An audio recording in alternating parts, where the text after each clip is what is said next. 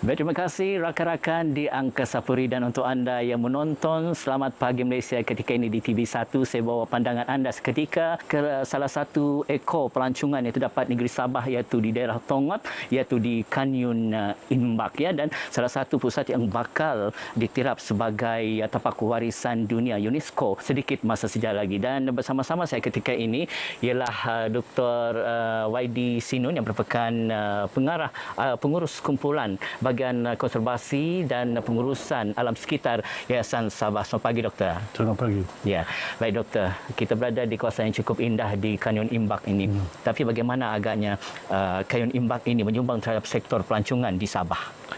Imbak merupakan satu daerah ataupun satu kawasan yang belum diganggu, belum dikacau, yang merupakan kawasan terakhir yang kerajaan Sabah dan Malaysia amnya dapat berpeluang untuk menjadikan dia sebagai satu kawasan perlindungan.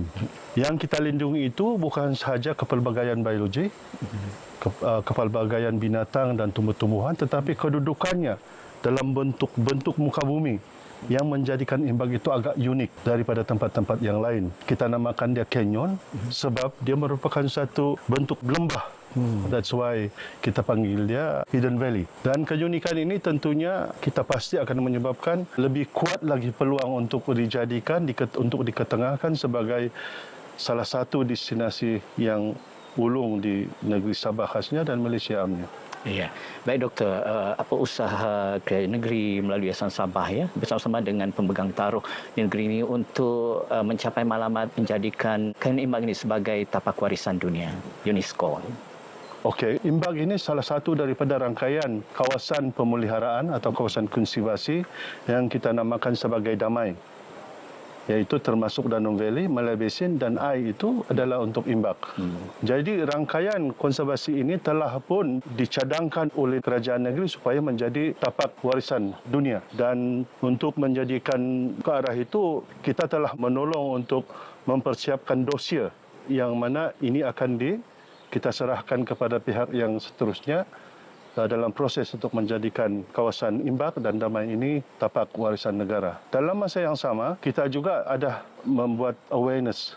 Kita banyak berbincang dengan pemegang taruh, Jabatan Hutan, Jabatan Hidupan Liar, Universiti Malaysia Sabah dan banyak agensi kerajaan dan NGO untuk menolong merealisasikan kehendak ini. Sebab dalam usaha ke arah itu kita perlu juga memberikan penerangan kepada rakyat umumnya, khasnya rakyat yang tinggal di sekitaran local community, untuk mereka bertanggungjawab bersama untuk menjadikan tapak ini tapak warisan. Okey Doktor, apa harapan Doktor kepada rakyat di Sabah, khasnya di kawasan daerah Tongot ini, untuk menyokong usaha ini? Kebetulan pula sempena hari terbuka pusat konservasi ini kepada masyarakat di sini supaya menjadikan pengetirapan itu satu realiti pada masa akan datang.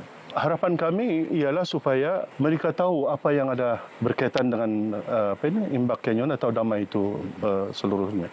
Bila diorang sedar tentang tempat ini, orang bilang kalau bila kamu sedar tentang sesuatu, dia akan cinta kepada tempat itu. Bila dia cinta, dengan itu kita akan melihara khazanah kita yang sangat unik ini. Jadi kita harapkan komuniti pada hari ini bila diorang datang dan nampak usaha-usaha yang telah kita lakukan dan di mana mereka boleh berbincang dengan kita tentang apakah peranan yang boleh mereka mainkan dalam menjadikan Imbak Canyon ini khasnya dan Damai umumnya sebagai satu khazanah yang sangat penting di Sabah ini, di Malaysia ini. Kita harap kesedaran itu akan menjurus kepada macam mana diorang menyokong. Apa peranan yang diorang boleh buat sebagai staf konservasi atau kawasan itu sendiri, ataupun bila tempat ini menjadi tempat pelancongan yang bagus, yang ulung, maka mereka juga mendapat keuntungan daripada usaha mereka dan usaha kita bersama. Ya.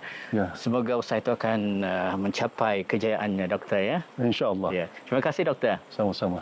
Baik, itu dia kita bersama Dr. YD Sinun sebentar tadi untuk berkongsi dengan usaha kerajaan negeri dan juga Yayasan Sabah untuk menjadikan Kanyun Imbak ini sebagai tapak warisan dunia pada masa akan datang. Sampai di sini cerita Pagi Sabah. Kita kembali bersama rakan-rakan di Angkasa Puri Kuala Lumpur. Selamat pagi Malaysia. Silakan.